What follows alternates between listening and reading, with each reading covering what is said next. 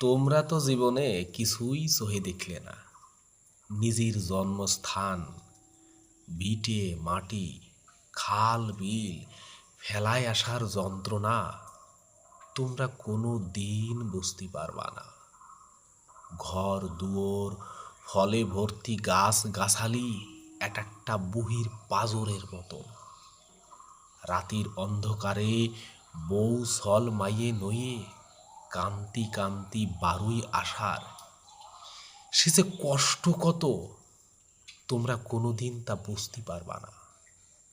সে কষ্টের কথা মানসি করতে পারবে না। কনে যাচ্ছি, কনে থাকবো, কেউ জানে না।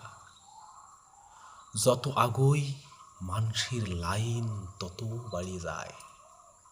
খাওয়া নাই, দাওয়া নাই, ছল কান্দে, মাইয়ে কান্দে, কাতারে কাতারে মানুষ পড়িয়ে গেছে শয়তানের ফান্দে। কার দেশ, কিডা ভাগ করলো, কেউ জানে না। শুধু চলতি হবে, বাঁচতি হবে। ছাগল গরুর পালের মতন আইসে উঠলাম শরণার্থী শিবিরে। নাম লিহে লিহে রাখলো একটা ঘরে, মানুষ ভুরি ভুরি। আমার কাহাডা একটু হাবা গুবা মতো ছিল। মানসির ভিড়ি জন্মের মতো হারাই গেল।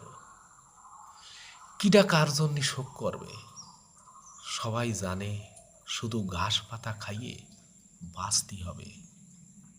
দেশ ভাগ হলি নাকি এইরম হয়, মানুষ পশুর মতন হয়ে যায়।